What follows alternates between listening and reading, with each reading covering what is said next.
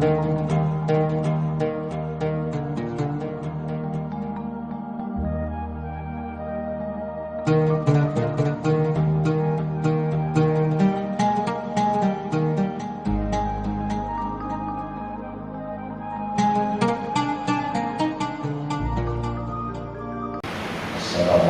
warahmatullahi wabarakatuh. Alhamdulillahi rabbil alamin wa bihi nasta'inu ala umuri dunya waddin. Wassalatu wassalamu ala asyrafil khalqi ajma'in sayyidina wa maulana Muhammadin wa ala alihi wa sahbihi wa man tabi'ahu ila yaumiddin. Subhanaka la ilma lana illa ma 'allamtana innaka antal alimul hakim.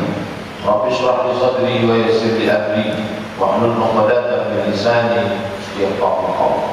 Bapak-bapak, ibu-ibu, hadirin hadirat, tokoh masyarakat, alim ulama, ciri pandai, adik-adik, yang besar tak disebut gelar, yang kecil tak disebut nama, insyaallah kita semua hamba-hamba yang dimuliakan Allah Subhanahu wa taala. Amin ya rabbal alamin. Adapun hadis yang akan kita kaji pada subuh ini disebutkan dalam kitab Sunan Ibnu Majah. Sunan bentuk jamak dari sunnah. Kalau satu namanya sunnah, kalau dua sunnatani, jamaknya sunan. Jadi kalau bapak ibu mendengar Sunan Tirmidzi, berarti sunnah-sunnah yang disusun oleh Imam Abu Isa At-Tirmidzi dalam satu kitab disebut dengan Sunan Tirmidzi. Sunan Abi Daud berarti sunnah-sunnah yang disusun oleh Imam Abu Daud dalam satu kitab disebut dengan Sunan Abi Daud.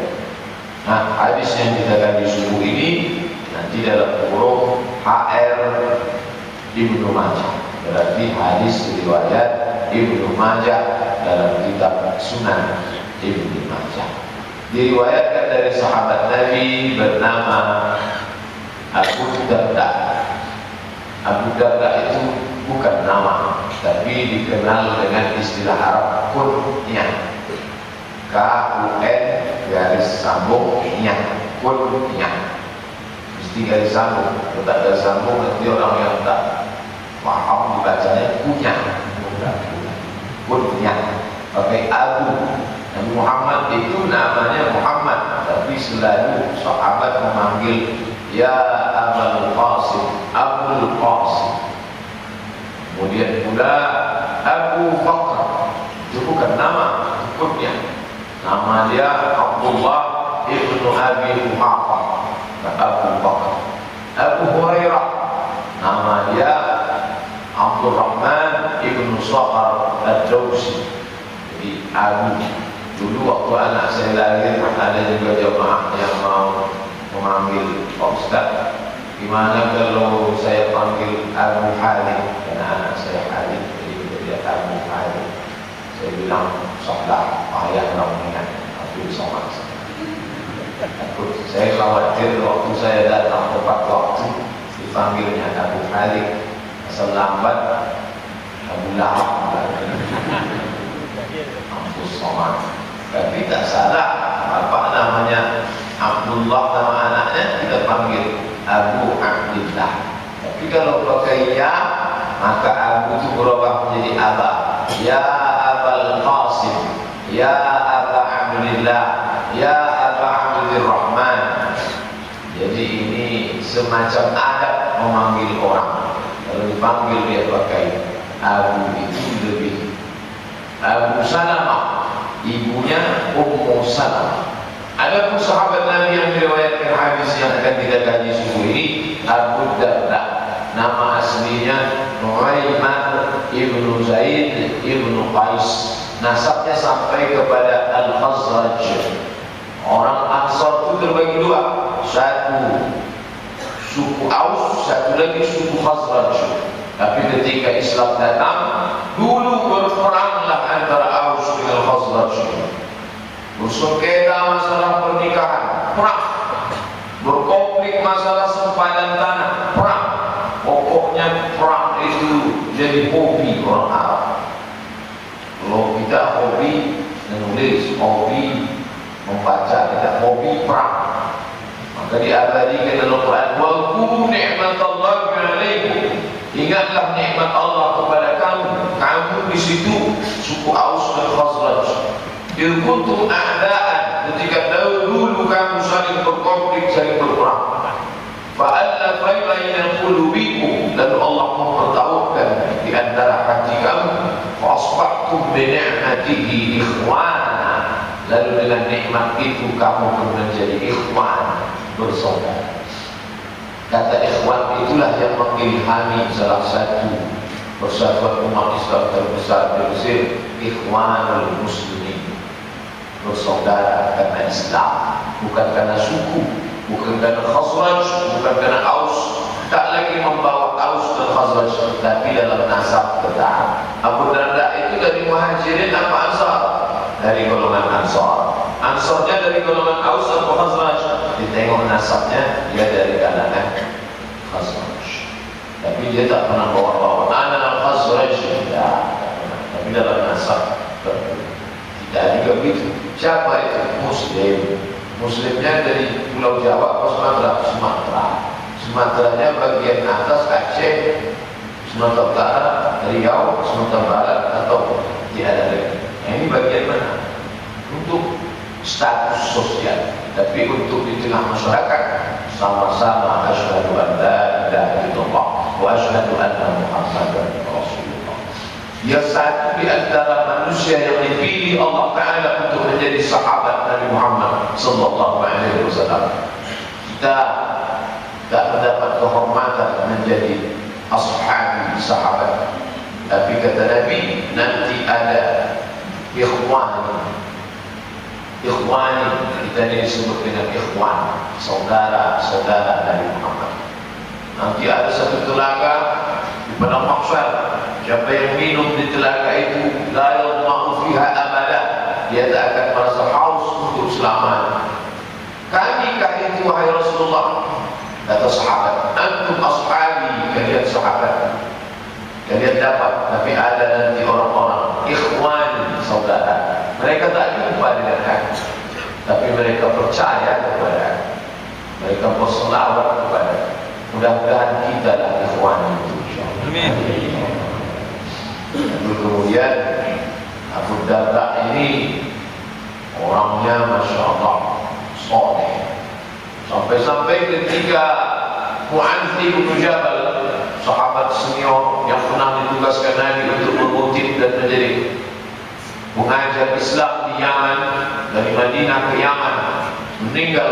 Ketika dia akan meninggal, datanglah sahabat bertanya, ya Aba Abdurrahman. Mu'adz bin Jabal itu selalu dipanggil Abu Abdurrahman, pakai Abu.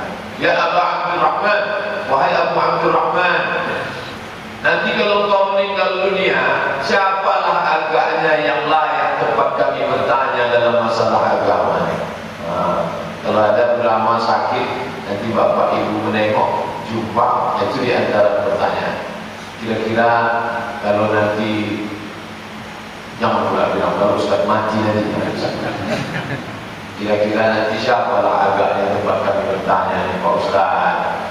Saya pun sudah paham, kalau datang bapak nengok saya rumah sakit, Ustaz kira-kira siapa? Nah, ini dianggap sudah mau mati.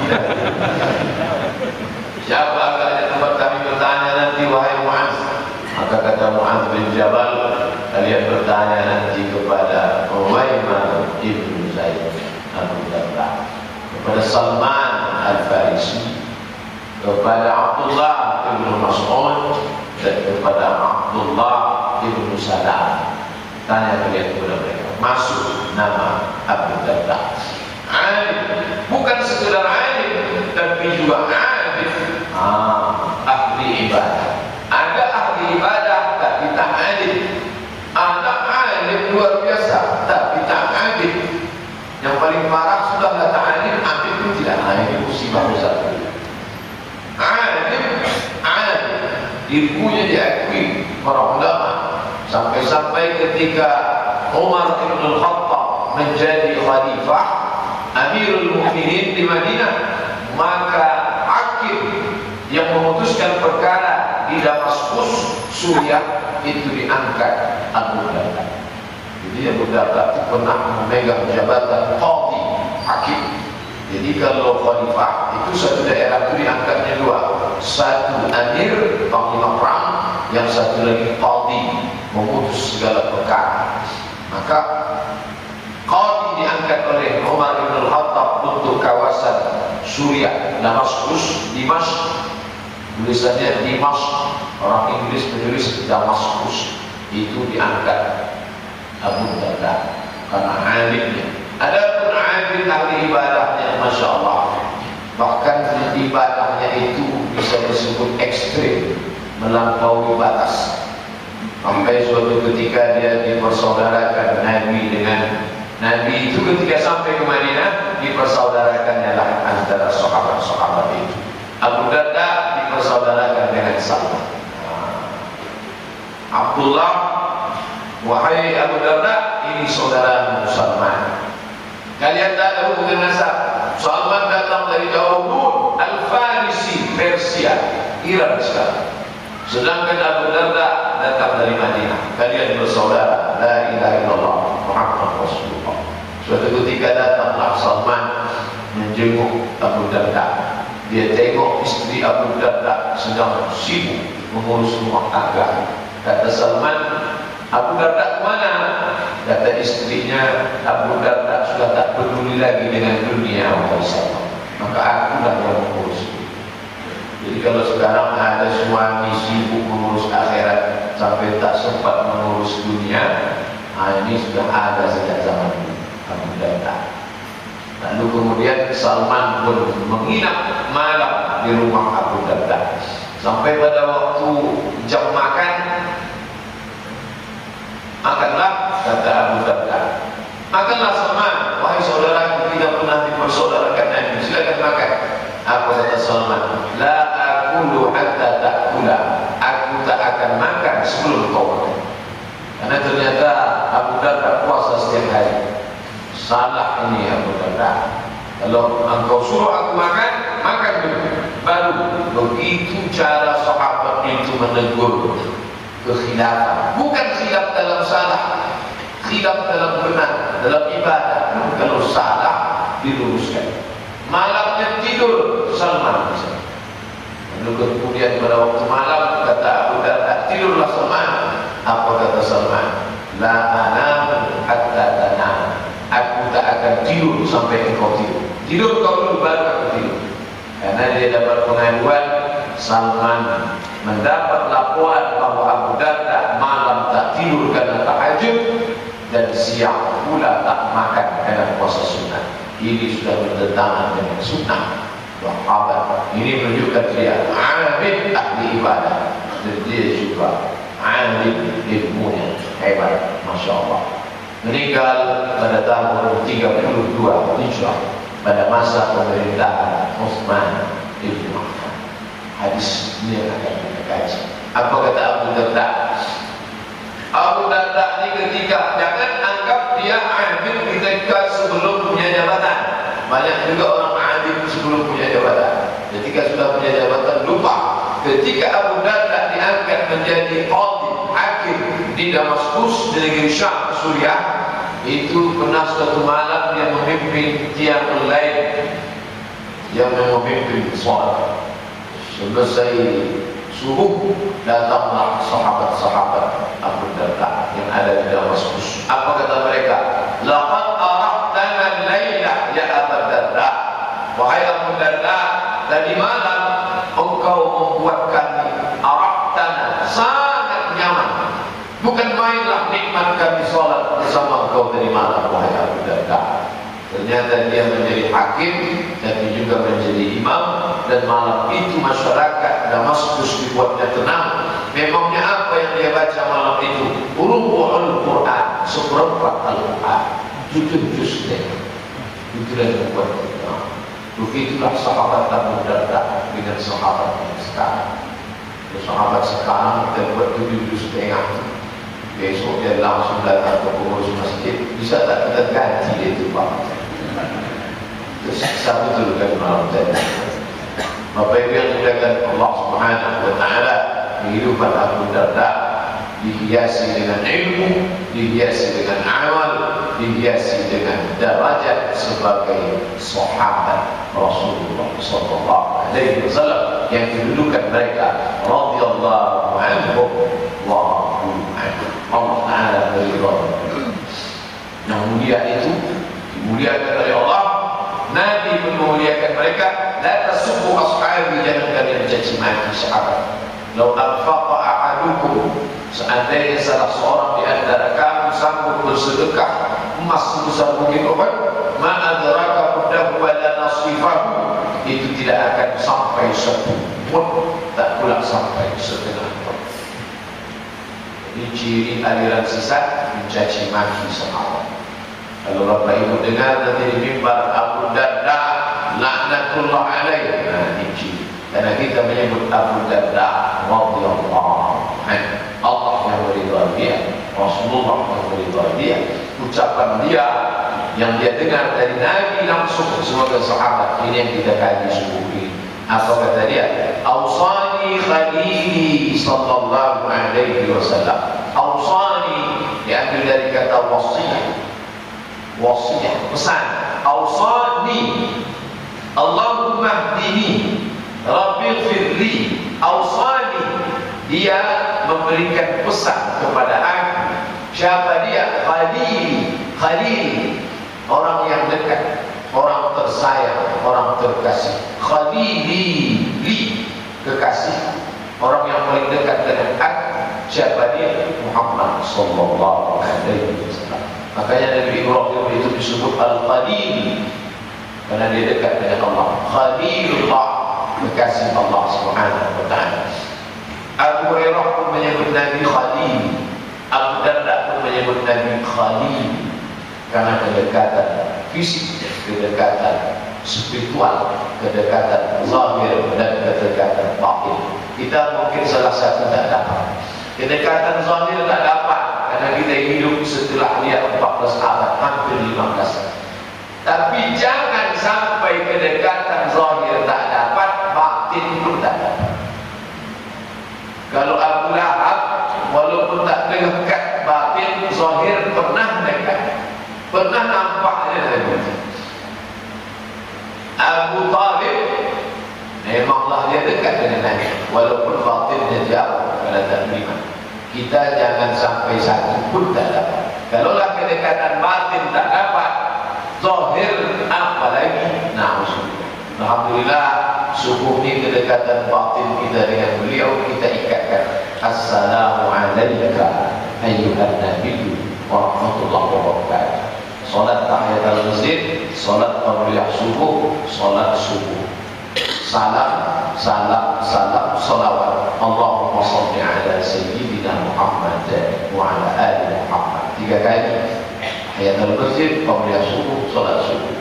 Di doa tadi, doa kunut di ujungnya, wa sallallahu ala sayyidina Muhammadin nabiyil ummi wa ala alihi wa sahbihi wa baraka wa sallam.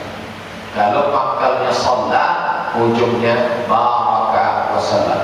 Kalau pangkalnya sholli, ujungnya barik wa sallim. Jangan pangkalnya salat, ujungnya barik wa sallim. Itu tak sesuai, salah. Allahumma salli ala sayyidina Muhammadin nabiyil ummi wa ala alihi wa sahbihi wa barik wa sallim. Tapi kalau salat, wa sallallahu ala sayyidina Muhammadin nabiyil ummi wa ala alihi wa sahbihi wa baraka wa sallim. Kita jalin hubungan dekat dengan dia. Awsani khalili, orang yang paling dekat, kekasih, terkasih, tersayang, Muhammad sallallahu alaihi wasallam memberikan pesan kepada aku. Nabi tak sebut pesannya suatu, 2, 3 tidak. Tapi kalau kita hitung-hitung ada 3 pesan Nabi kepada Abu Darda. Inilah yang akan kita kaji subuh ini insyaallah. Yang pertama, Allah tusyrik billah. Jangan kau sekutukan Allah, jangan kau duakan Allah, jangan kau syirikkan Allah. In quti'ta wa hurriqata, walaupun kau dipotong-potong, walaupun kau dibakar. Dulu saya menganggap hadis ini kalimat hiperbola. kalimat yang terlalu berlebihan. Kenapa? Masa ada iya orang dipotong-potong dan ada orang dibakar. Ternyata foto-foto gambar beberapa hari ini mengingatkan kita pada hadis ini. Ada orang yang dipotong-potong, setelah dipotong dibakar, macam membakar ranting batang kayu di tengah jalan. Itulah saudara-saudara kita yang ada di Myanmar. Yang membakar itu bukan bandit, bukan penjahat yang bertato. Yang membakar itu adalah orang yang dianggap paling sopan, paling baik di dunia. Orang-orang yang selama ini dianggap suci, the holy man, tidak mementingkan dunia. Rambutnya dia tak boleh sisir, pakaiannya tak boleh semacam kita, makannya bersih sampai makan daging berdarah pun tak mau. Dianggap manusia suci tanpa dosa. Tapi hari ini memotong-motong saudara kita macam batang kayu, dibakarnya dengan cepat di tengah jalan. Dan semua di dunia ini sampai hari ini belum ada satu biksu pun yang minta maaf atas kekasaran saudara-saudaranya. Itu luar biasa. Coba kalau satu ustaz salah, seluruh ustaz di dunia mengaku itu bukan golongan kami, itu bukan ustaz, itu jahat.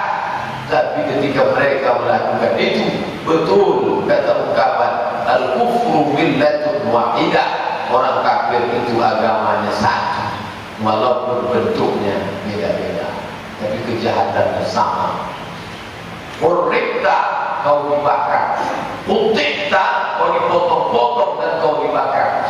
Memangnya mereka dipotong, dibakar itu apa karena kaya? Apa karena bangsawan? Apa karena mereka itu adalah orang yang pemberontak? Bukan. Mereka dipotong, mereka dibakar hanya karena satu, la ilaha illallah Muhammadur Rasulullah.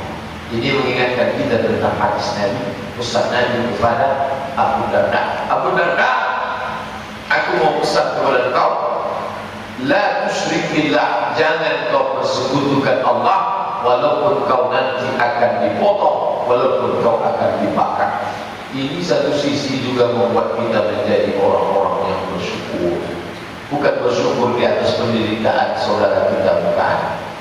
Mengapalah nenek moyang kita dulu memilih Pulau Sumatera, padahal kalau ditengok Sumatera, atas Sumatera Semenanjung Malaya, habis itu ke atas bumi Thailand, atas Thailand itu Burma, Burma itulah Myanmar. Jarak kita dengan mereka lebih dekat daripada ke Kalimantan, daripada ke Pulau Sulawesi, dekat ke atas. Tapi Islam ini dulu datang bukan lewat darat. Seandainya datangnya lewat darat ke Sumatera ini semua jalan yang dilalui ini pasti Islam semua. India, Bangladesh, Burma, Thailand, Sumatera. Tapi kenapa bisa melompat? India Islam, Bangladesh Islam, Burma Buddha, Thailand Buddha, tiba-tiba masuk ke Patani Islam, sampai Malaysia Islam, Sumatera Islam. Kenapa bisa? Ada garisnya melompat. Karena Islam datang kemari bukan jalan darat, tapi jalan laut. Dari India langsung pakai sampan perahu menuju Aceh, Samudra Pasai. Maka ada yang terlewati sedikit, yaitu Burma dan Thailand. Apa maknanya? Kita dipilih Allah tinggal di negeri ini, dan di negeri ini ditempatkan pula bukan di negeri yang banyak non-muslim, di negeri bumi lancang kuning. Tak Melayu bilang di bumi. Kalau sudah Melayu identik dengan Islam, pakaiannya baju kurung menutup aurat, ucapannya sopan santun, tata krama tunjuk ajar Melayu, isinya tak lain tak bukan adat istiadat berlandaskan Quran dan Sunnah, maka kita beban Islamnya tak terlalu berat. Lahir dari rahim perempuan muslimah, bapak kita muslim, tinggal di negeri muslim, tinggal menyadarkan semangat. Bayangkan dengan saudara kita yang lahir di negeri non-muslim sebagai minoritas, selalu dalam keadaan terancam, tak boleh menunjukkan simbol-simbol keagamaan. Kalau sampai penduduk yang mayoritas marah mengamuk, Ini yang terjadi sekarang. Tapi kata Abu Darda, aku pesan dengar pesan Nabi. Kata Nabi, jangan kau persekutukan Allah. In quti'ta, walaupun kau dipotong, wa qurrita, walaupun kau dibakar hangus seperti kain yang dimakan api. Ini bukan bahasa hiperbola. Ini bukan kata-kata yang berlebihan keluar dari fakta, tapi kenyataan. Jangan lupa, kita pun bisa saja mengalami seperti itu. Ketika Ratu Isabella berkuasa di Spanyol, 7 abad umat Islam itu menguasai Spanyol. Tapi ketika mereka besar, maka apa yang terjadi? Orang Islam cuma punya 2 pilihan: tinggalkan Spanyol, lari tunggang langkah ke Maroko, ke Aljazair, ke Tunisia, ke Mauritania, atau kalian pindah agama, bersekutukan Tuhan Allah Subhanahu wa Ta'ala. Maka yang terjadi dulu di Spanyol terjadi juga sekarang. Na'udzubillah, na'udzubillah, na'udzubillah.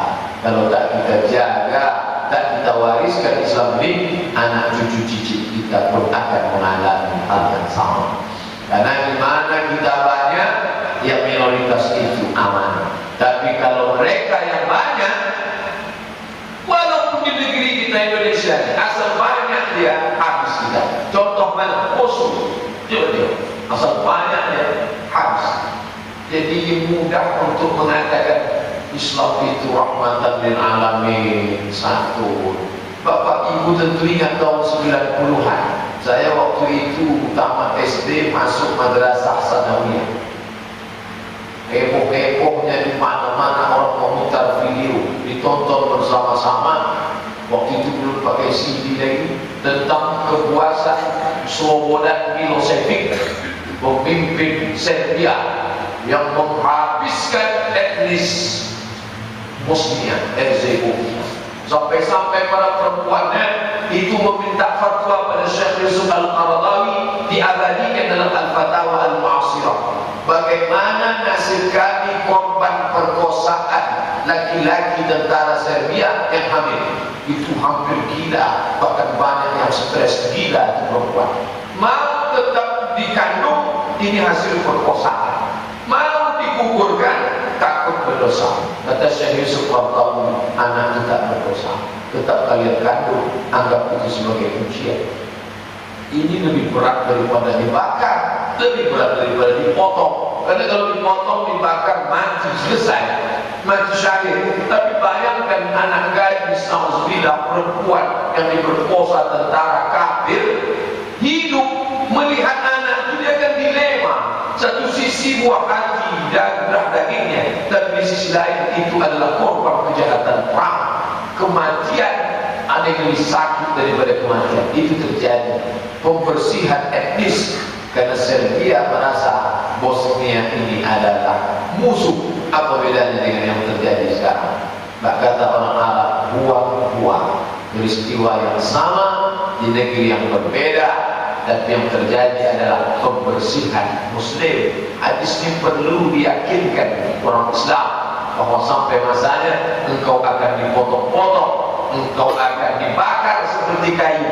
Tapi ingat, la tusyrik billah, jangan kau bersekutukan Allah. Apakah ini terjadi pada zaman Nabi SAW? Ya, Nabi lewat di depan rumah Ammar ibnu Yasir. Waktu itu dia sedang disiksa luar biasa. Nabi pun tak bisa menolong karena di Makkah dia lemah. Dan apa kata Nabi? Sabran ya ala Yasir, sabarlah wahai keluarga Yasir. Yasir anaknya Ammar, istrinya Sumayyah, tiga-tiga budak hamba sahaya. Tak ada kuasa orang lain. Karena kalau sudah budak itu milik, sama seperti kita punya benda. Mau kita campakkan, mau kita buang, mau kita bakar, itu urusan saya. Kamu jangan intervensi pribadi saya. Maka pada saat itu Nabi hanya bisa mengatakan, sabran ya ala Yasir, sabarlah wahai keluarga Yasir. Inna mau'idakumul jannah, kalian dijamin masuk surga. Sampai pada puncaknya Abu Jahal menusukkan tombak yang tajam ke ulu hati, ke tangkai jantung Sumayyah. matilah Sumayyah sebagai seorang perempuan syahid pertama dalam Islam. Sumayyah istri daripada Yasir, ibu daripada Ammar radhiyallahu anha. Lalu kemudian mereka siksa pula Ammar sampai keluar dari mulutnya kata-kata kekafiran. Kalau dihukum zahir dia sudah kafir karena dari mulutnya mengeluarkan kata kekafiran. Sahabat mendengar itu, sahabat mengadu kepada Nabi sallallahu alaihi wasallam, "Ya Rasulullah, bagaimana saudara kami si Ammar itu? Kenapa dia sudah keluar kata-kata kafir dari mulutnya? Kami khawatir dia masuk neraka tak sama kami nanti di akhirat. Dia sudah berpisah karena kekafiran itu, wahai Rasulullah." Sahabat mengadu kepada Nabi, Nabi diam. Sampai akhirnya turun wahyu langsung Al-Quran membela Ammar. Apa kata Allah Ta'ala? Illa man ukriha wa qalbuhu mutma'innun bil iman. Kecuali orang yang terpaksa dalam keadaan sangat menyakitkan, keluar kata-kata kafir dari mulutnya, wa qalbuhu mutma'innun bil iman, tapi hatinya tetap itminan, tetap tumaninah, tetap tenang dalam iman. Ayat ini membela Ammar bin Yasir dalam kasus penyiksaan yang luar biasa. Bapak Ibu yang dimuliakan Allah Subhanahu wa taala, yang lebih menyakitkan lagi, kalau yang menyiksa itu orang muda masih masuk akal. Yang menyiksa itu perempuan bernama Ratu Isabella masih masuk akal. Tapi yang lebih mengherankan, kenapa mengatakan sama-sama bersyahadat asyhadu an la ilaha illallah, tapi tetap juga menyiksa sesama muslim. Dipaksanya untuk bersaksi la ilaha illa Bashar, tidak ada Tuhan kecuali Bashar al-Assad, pimpinan Syiah Nusairiyah. Kenapa mereka mempertuhankan Bashar? Karena menurut Syiah Nusairiyah, Tuhan bisa bersemayam dalam diri pemimpin. Ini melegitimasi kekuasaan. Itulah kenapa dia bertahan, karena pemimpin dianggap sebagai manifestasi wujud Tuhan di atas muka bumi. Maka dia bersaksi la ilaha illa Bashar, tidak ada Tuhan kecuali Bashar. Siapa yang tidak mengakui dia sebagai Tuhan, dikubur hidup-hidup, ditembak, diperkosa anak gadis, dibunuh. Apa yang dipesankan Nabi kepada Abu Darda 14 abad yang lalu sampai hari ini masih relevan dan konsisten. La tusyrik billah, jangan kau persekutukan Allah dengan Siddhartha Gautama, jangan kau persekutukan Allah dengan Isa, jangan kau persekutukan Allah dengan Bashar al-Assad. Nanti mungkin na'udzubillah bisa saja terjadi orang akan memaksa kamu harus percaya pada Nyi Roro Kidul, kalau tidak kamu akan dibakar hidup-hidup. Ustaz mengada-ngada, bisa jadi kalau yang menguasai, yang berkuasa itu orang percaya kepada hantu setan, maka dia akan paksakan keyakinannya. Bukankah itu yang terjadi pada Hitler? Bukankah itu yang terjadi pada Karl Marx? Bukankah itu yang terjadi pada rezim-rezim? Semua yang mengikut dia harus sama keyakinannya seperti dia. Itu memang sudah perjalanan hidup manusia. Betul kata seorang sosiolog muslim dari Indonesia, Ibnu Khaldun, Abdul Rahman Ibnu Khaldun mengatakan, ar-ra'iyah ala dini mulukihim, rakyat-rakyat itu mengikut penguasaan, dan penguasa condong untuk memaksakan keyakinannya. Na'udzubillah. Andai apapun yang terjadi, kita sudah pesankan ke anak-anak kita, wahai anakku, dulu Nabi pernah berpesan kepada Abu Darda, Abu Darda menyampaikan kepada sahabat, sahabat menyampaikan kepada tabi'in, tabi'in menyampaikan kepada tabi'in, disampaikan para ulama, sampailah kita subuh ini, la tusyrik billah, jangan kau persekutukan Allah, in muti'ta, walaupun kau dipotong-potong, wa hurriqta, walaupun kau dibakar, jangan sampai kau persekutukan Allah. Yang kedua, la tatruk salatan maktubatan muta'ammidan, jangan kau tinggalkan salat fardu secara sengaja. Wa man tarakaha muta'ammidan, siapa yang meninggalkan salat fardu secara sengaja, faqad bari'at minhu zimmah, maka dia sudah jauh terlepas dari zimmah perlindungan Allah Subhanahu wa taala. Ini pesan yang amat sangat penting disampaikan kepada generasi yang akan datang. Karena banyak orang melalai-lalaikan sholat, sampai-sampai untuk duduk di pelaminan dicari-carikan fatwa. Pak Ustaz, saya dah berapa kali dah bertanya, bisa tak ini dijamak takhir juga? Karena lipstik nanti yang sudah dipasang 2 inci gugur, bulu mata yang sudah dicukur ni kalau kena air wudhu nanti hilang macam hantu bentuknya. Bisa tak dipertahankan? 1 hari aja kok. Apalah salahnya 1 hari saja?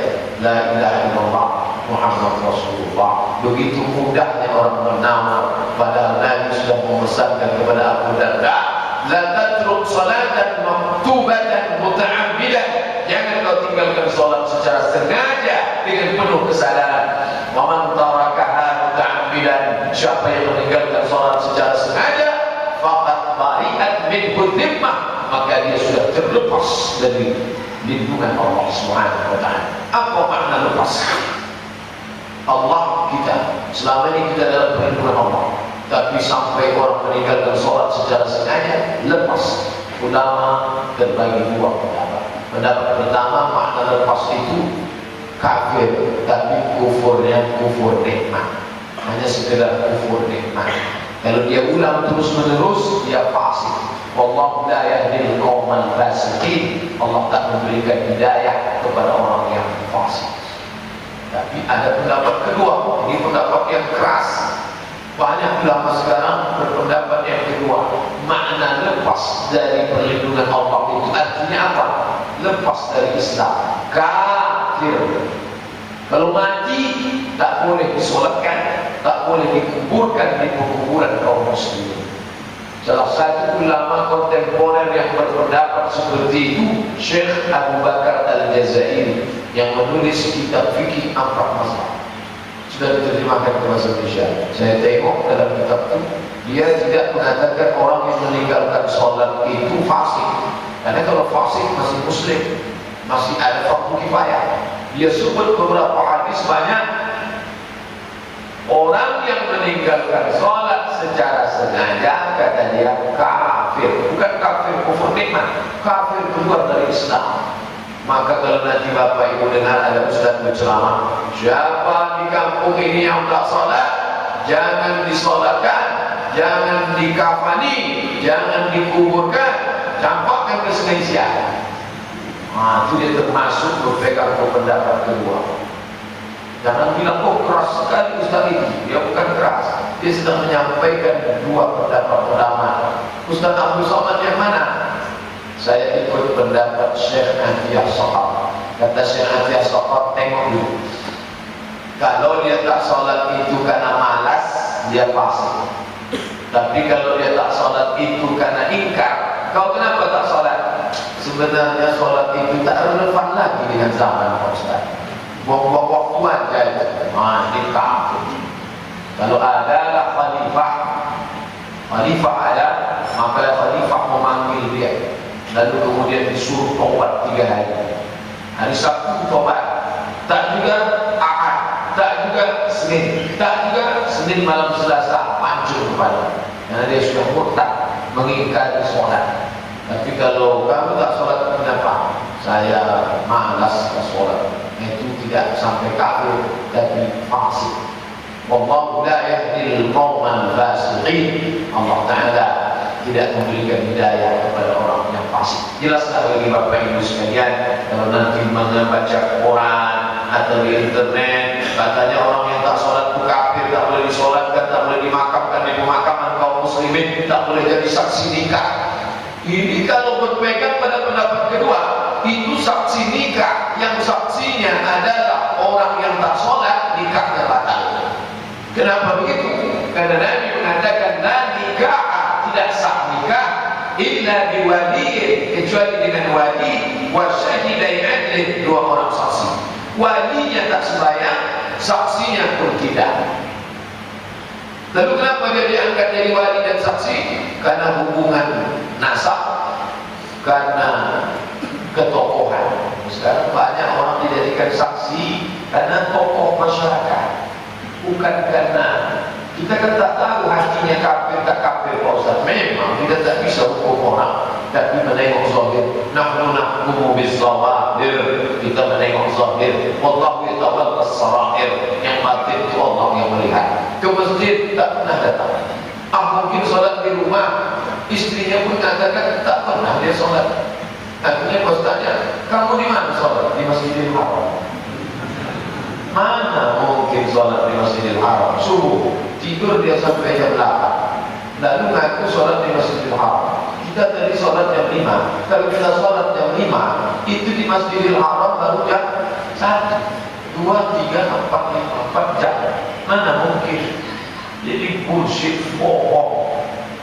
Itu tak lain tak bukan hanyalah hilah berkilah untuk menutupi. 2 kali dia salah. Sudahlah dia tak sholat, bohong pada Allah. Yang kedua dia bohongi masyarakat. Makanya anak-anak kita ini, bapak ibu saya tak ragu sih. Yang sudah datang sholat subuh, kata Nabi, siapa yang kamu tengok lazim berjamaah, fashhad lahu bil iman, saksikanlah dia mukmin, orang beriman. Kita insyaAllah tidak mengatakan la tuzakku anfusakum, jangan merasa diri suci, tidak. Tapi kita menengok zahir. Tapi anak-anak, cucu cicit kita, ini masalah solat ini luar biasa. Makanya di peringatan Isra Mi'raj, saya tak banyak bercerita tentang perjalanan Masjidil Haram, Masjidil Aqsa, Sidratul Muntaha, tapi lebih banyak pada gerakan salat, kajian masalah solat khusyuk, masalah jangan sampai meninggalkan anak cucu keturunan tak solat. Kalau sampai hari ini tak solat, kasih itu buku ancaman-ancaman tentang hukum orang tak solat. Berikan pula, downloadkan itu ceramah di internet, begitu banyaknya ancaman bagi orang tak solat. Sampai kapan? Sampai dia solat. Kalau sampai mau mati pun tak solat juga, itu bukan urusan tanggung jawab kita. Yang penting kita sampaikan. Nabi terus menyampaikan kepada Abu Thalib, kita pun juga begitu. Innama anta mudhir, engkau pemberi peringatan. Lasta alaihim bimusaytir, engkau tak punya kuasa sedikit pun terhadap mereka. Jangan pernah bosan. Tapi itu anak cucu dan tulah dari kecil. Muru awladakum bis-shalah, suruh dia salat. Wa hum abna'u sab'an, umur 7. Wadribuhum bil 'ashra, 10 pukul. 7 suruh, 10 pukul. Dulu anak-anak itu insyaAllah 2 hari tak tinggal, Maghrib, Isya. Karena dari Maghrib ke Isya mengaji di surau, mengaji di langgar, di musola. Sekarang tak ada lagi tradisi mengaji, maka mengaji hilang, solat pun hilang. Di rumah tak terlalu berkesan.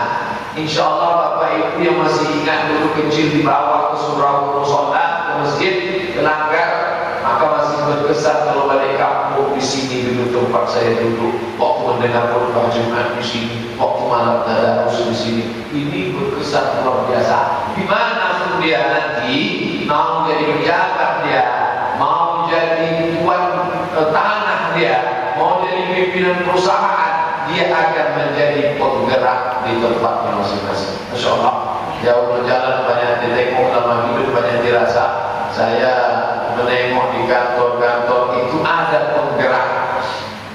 Itu di kantor, di perusahaan ada penggerak yang jalan. Ustaz nanti datang ke pengajian kami, pada kajian rutin setiap hari ini pagi, ada yang sore. Tapi kalau dilihat ada penggeraknya, dan penggerak ini rata-rata memang dari kecil di sholat. Walaupun mungkin dari kecil habis itu dia pernah mengalami masa-masa hilang, lepas dari kontrol, sempat melewati masa-masa hitam kotor, dan dia balik lagi ke pangkal jalan. Ini yang kita inginkan. Anak kita itu nanti jadi polisi, jadi tentara, jadi pegawai tinggi, jadi pejabat, tapi dia menjadi penggerak. Dia yang menggerakkan sholat berjamaah ini. Bayangkan kalau pimpinan itu sholat berjamaah, yang lain akan ikut. Kenapa ikut? Ada rasa segan, ada rasa suka, ada rasa tak enak hati. Bapak Ibu yang dimuliakan Allah Subhanahu wa taala. Yang ketiga, kata Nabi sallallahu alaihi wasallam, la tashrab al-khamra, jangan kau minum khamar. Fa innaha, sesungguhnya khamar itu adalah miftahul kulli syarrin, kunci semua kejahatan. Nabi menyebutnya miftah, kunci. Kenapa kita bisa masuk ke dalam masjid ini? Karena pintu terbuka. Kenapa pintu bisa dibuka? Karena ada kunci. Maka kunci dari segala kejahatan dan dosa khamar. Zaman dulu khamar cuma satu jenis, anggur diinjak-injak, keluar cairan, disaring, lalu airnya itu disimpan selama seminggu, melewati proses fermentasi, berbuih, berbusa, keluar zat baru, disebut dengan khamar. Khamar diambil dari kata khimar. Khimar kain yang menutup, bukan jilbab. Jilbab itu kain panjang dari ujung kepala sampai ujung kaki, itu jilbab. Sedangkan kain menutup kepala itu namanya khimar. Jadi sebelum dia pakai jilbab panjang itu, dia tutup dulu pakai kain pendek penutup rambut, itu namanya khimar. Apa hubungan kain penutup rambut dengan khamar? Kalau khimar dipakai, rambut tertutup. Tapi kalau khamar dipakai, isi kepala itu tutup. Tak lagi bisa dibedakan mana kawan, mana lawan, mana anak orang, mana anak sendiri. Kenapa sampai maaf cakap incest, berhubungan kelamin dengan saudara kandung? Gara-gara mabuk khamar. Kenapa sampai ini Pak Ustaz kasus hamil sebelum nikah? Kenapa perempuan itu malu? Dikasihnya inek, kecanduan, ketergantungan, narkoba. Dengan makin canggihnya ilmu pengetahuan teknologi, maka khamar yang dulu hanya sekedar cairan anggur sekarang luar biasa. Rohypnol, nipah, sabu-sabu, putau, dengan berbagai macam jenisnya, ini sudah menyerang anak-anak kita dalam bentuk permen karet, dimasukkan dalam makanan. Ada brownies sampai 600.000 saja. Rupanya brownies campur narkoba. Bayangkan, jangan heran nanti bapak ibu habis makan brownies itu melayang naik ke Sidratul Muntaha. Melayang apa dari Pak Ustaz? Sudah bercampur semuanya. Ini ketergantungan. Anak-anak kita dikasih permen, rupanya sudah menjadi ketergantungan. Dan orang yang sudah tergantung dengan ini, dia tidak bisa disembuhkan dengan penjara. Tempat dia bukan penjara, tempat dia adalah rehabilitasi. Serahkan ke BNN, Badan Narkotika Nasional. Tapi dana untuk itu terbatas, akhirnya disambung oleh pondok pesantren yang khusus menyembuhkan pecandu narkoba. Biayanya sebulan berapa? 3 juta. Bayangkan, siapa yang sanggup? Jadi dia bukan menyelesaikan masalah orang tua, malah membuat masalah baru. Jadi anak muda prinsipnya satu, kalau tak bisa menyenangkan hati orang tua, paling tidak jangan menyusahkan. Itu selalu saya sampaikan di kampus, pembekalan mahasiswa baru, anak-anak yang mau KKN, yang sudah mau tamat kuliah, yang baru menginjakkan kaki ke kampus. Lihat ini, kalau tak bisa menyenangkan orang tua, paling tidak jangan menyusahkan. Ini sudahlah menyenangkan, tidak setiap hari menyusah. Asalkan datang, telepon nama dia, susah nanti orang. Setelah nama dia, itu datang. Tulang tak kuat, darah tinggi naik, gula darah naik, asam lambung naik, asam urat yang tak naik, turun ke kaki. Baik yang dimuliakan Allah Subhanahu wa Ta'ala, maka ketika dia menjadi musibah besar, pabrik terbesar ratusan hektar yang ada di Pulau Jawa, kenapa mereka invest besar-besaran ke negeri kita? Yang tertangkap itu seperti gunung emas, gunung es di tengah laut, nampak dari jauh kecil, tapi 2/3 yang bawah besar luar biasa. Dan kalau sudah orang tua yang keluarganya, yang anaknya terkena, jangan malu-malu, lapor. Pak polisi, tolong tangkapkan anak saya. Tapi jangan sampai kasih tahu saya melaporkan. Karena tak ada obat lain kecuali ditutup-tutupi, menyimpan bom. Waktu yang akan pecah, menyimpan api dalam sekam. Ada LSM, jamaah kita pun ada bergerak di bidang itu. Ini nomornya Pak Ustaz. Kalau ada nanti sampaikan, kita akan antarkan ke rehabilitasi. Karena tak ada obat lain. Kalau tak gila, mati. Bayangkan aset bangsa ini dirusak. Gila. Sementara kita 2025 sudah persaingan global. Nanti datang SDM dari luar negeri. Yang dekat-dekat saja Singapura, Malaysia, Brunei Darussalam. Belum lagi nanti datang dari lalu orang kita jadi apa? Jadi kuli, jadi budak. Kenapa? Karena rusak sudah kepala. Tak ada lagi bisa dimanfaatkan. Secerdas apa pun dia. Sampai-sampai salah seorang tokoh masyarakat ketika berdialog ini, Pak Ustaz semua sudah tenang. Dulu yang dihormati profesor, doktor, akademisi, tokoh masyarakat tertangkap di hotel bintang 5 pesta narkoba dengan mahasiswi. Bayangkan, pembantu rektor 3 tertangkap pesta narkoba dengan mahasiswi. Sampai ke tingkat akademisi yang paling bersih, yang paling dianggap manusia suci, karena di kampus pun sudah terkena. Dan Pak yang belum itu, apa yang belum tertangkap? Satu lagi Pak Ustaz, apa itu? Ustaz. Jangan-jangan besar ya. Yang belum tertangkap itu siapa? Mungkin Ustaz tak nyambung karena tak ada begini aja. Apa itu yang diberikan Allah SWT? Saking sudah berusaha hakim yang dianggap tidak bisa diintervensi. Presiden pun tak boleh mengintervensi keputusan hakim. Hakim pun tertangkapnya. Pilot yang di belakangnya 400 orang satu kloter. Ternyata dia nyambung. Patutlah bawahannya tenang. Rupanya dia sudah kena banget. Masya Allah, ini luar biasa. Makanya bapak yang selalu keluar kota, pakai travel, itu tengok kalau dia terlalu tenang betul. Ada dua kemungkinan, bisa tenang dalam zikir, bisa tenang dalam sabar. Mas, jangan kencang betul. Kita masih 60 berapa? Upahnya udah 60 kali 2. 120 nya santai. Udah putus surat kartu. Tak ada sama sekali. Ini luar biasa. Apa yang diberikan Allah. Polisi tak cukup tenaga untuk menangkap. BNN tak cukup untuk mengatasi ini. Dan di mana? Dalam keluarga. Ikatan emosional ibu dan anak luar biasa. Ibu dan anak luar biasa.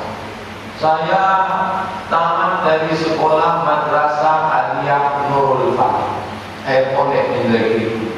Tapi sebelum ke sana saya sempat sekolah di madrasah, tidak pesantren, madrasah di Medan.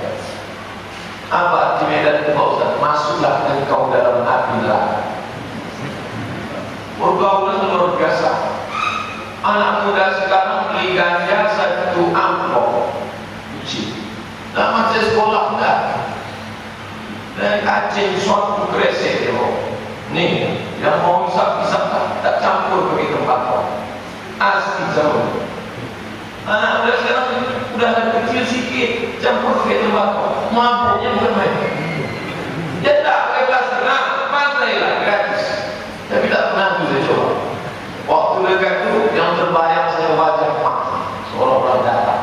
Jadi ikatan emosional ibu dan anak luar biasa. Maka jangan pernah ibu putuskan hubungan itu dengan dia. Kalau putus hubungan, tak ada koneksi, no signal, itulah dia. Tapi ketika ada, maka hubungan. Nampaknya wajah ibu itu langsung. Oleh sebab itu, kaitkan hubungan. Betul, menyusukan selama 2 tahun, mengikatkan hubungan emosional. Ditemani dia tidur, mendekatkan hubungan emosional. Disuapkan dia makan, mendekatkan hubungan emosional. Jangan sampai hubungannya lebih dekat dengan orang daripada dengan kita. Anak saya itu lebih mau curhat dengan pacarnya daripada dengan saya, Pak Ustaz. Kok bisa?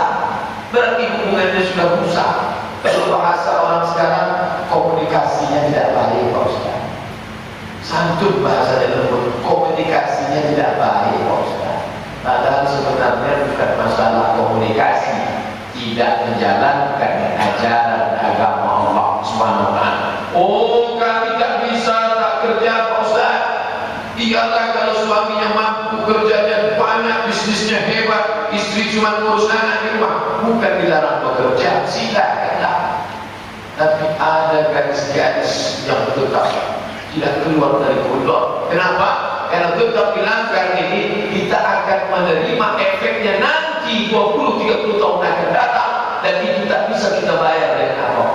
Kumpulkanlah gaji yang banyak itu untuk menembusnya kembali. Hanya tetesan air mata dalam kesedihan yang tak bisa ditebus dengan apa. Maka sebelum itu pikirlah baik-baik. Pepatah Melayu sudah mengajarkan kepada kita, pikir dulu pendapatan, sesaat kemudian tiada gunanya. Masalah khamar memang ini masalah kejahatan internasional, tapi ingat, kejahatan itu dilakukan bukan karena ada niat dari pelakunya, tapi karena ada kesempatan. Kata Bang Nabi, waspadalah, orang tua mesti ada waspada. Anak sudah dewasa, umur 18 tahun, maka pintu kamarnya mesti diketok dulu. Bisa saya masuk? Itu sistem Yahudi. Yahudi punya kerja. Nanti ketok dulu, habis itu pergi dia keluar kumpul kebo. Dalam Islam tak ada. Berapapun umurnya, masuk tengok apa yang disimpannya. Oh, dia menyimpan VCD porno, ambil, bakar. Apa kita yang disimpan? Oh, dia menyimpan khamar. Tanya, ini apa? Ini berapa? Duit yang kau kasih selama ini halal, kenapa kau pakai itu hal? Luar biasa. Saya keluarga tak banyak, laki-laki. Saya laki-laki yang ekstrim. Dulu kami termasuk dididik dengan pendidikan oleh orang tua keras. Itu botol-botol, saya memang dari dulu tak suka pakai parfum, tapi adik saya suka. Botol parfum itu habis dibakar rumah saya. Disangkanya kampung. Dia tak bisa membedakan botol kampung sama botol parfum. Kenapa itu? Sekolah di Pekanbaru, waktu tinggal di kampung. Sudah datang, tengok campak. Parfum itu mah bukan kampung, kusangka kampung.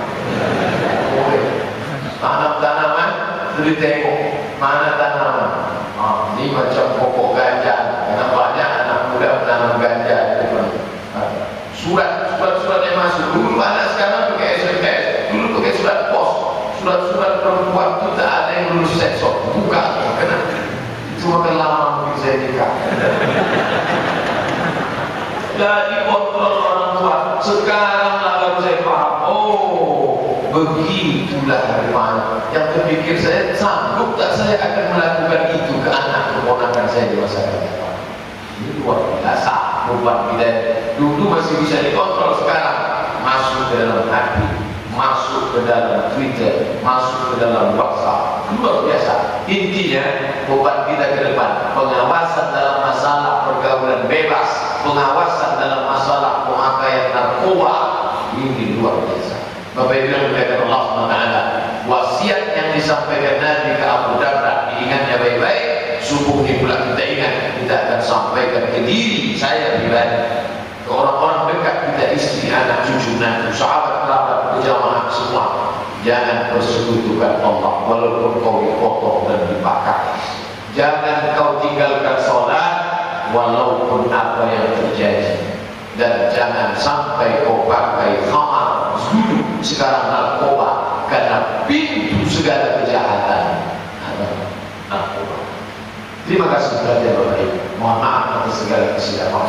Itu yang dapat kita bahas pada subuh kali ini. Mudah-mudahan ada manfaatnya. Silap dan salah dari hamba Allah yang baik, segala kebaikan dari Allah yang maha sempurna. Subhanallah wa bihamdika, asyhadu an la ilaha illa anta, astaghfiruka wa atubu ilaik. Wa sallallahu ala sayyidina Muhammad wa ala alihi wa sahbihi wa baraka wa sallam. Ada hal-hal yang ingin Bapak Ibu tanyakan, kita akan bahas dalam tanya jawab insyaallah. Terima kasih. Wassalamualaikum warahmatullahi wabarakatuh.